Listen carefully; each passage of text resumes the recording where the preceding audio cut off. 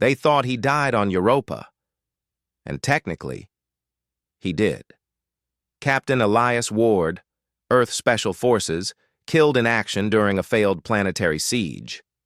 His body recovered in pieces, his name engraved on a black slab back home.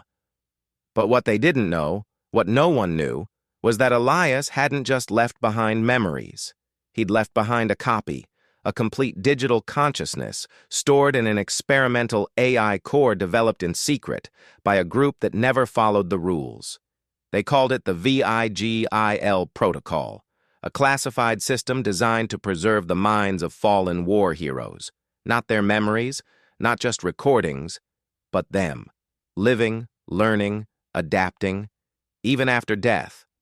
The program was shut down after protests, too dangerous, too unethical, too human, but Elias had already been uploaded, and when the mining colony on Rhea was attacked, when the screams echoed through deep space stations, and a group of warlords live-streamed the execution of civilians, Vigil woke up.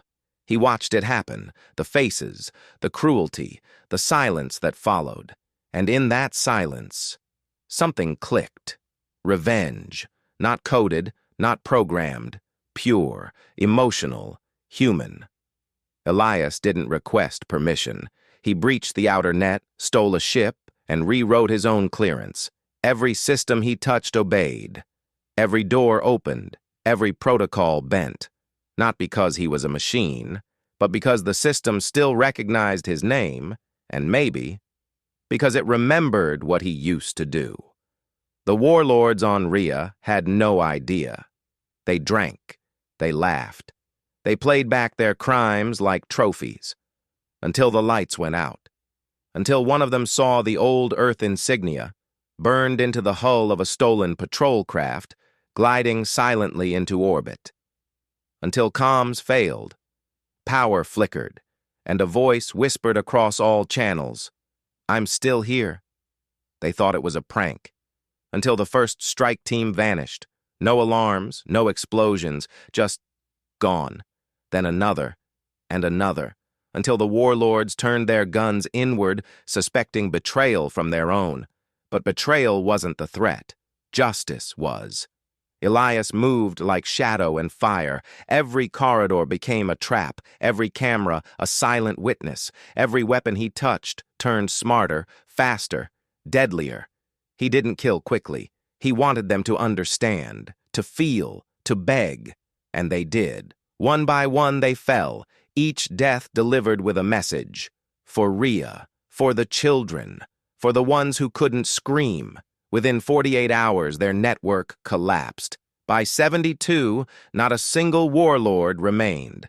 The colony was silent again, but not with fear, with peace.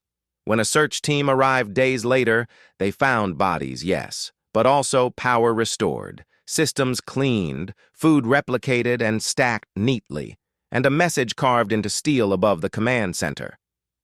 Some ghosts never leave. The media called it a miracle. Officials called it an anomaly. The military called it classified.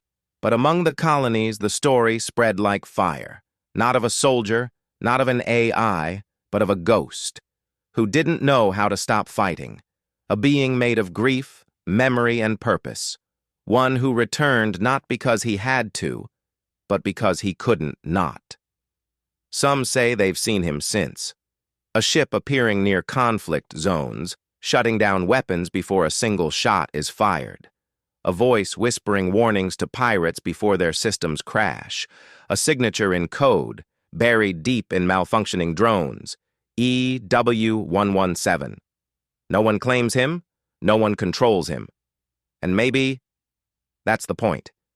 Because revenge, real revenge, isn't about orders.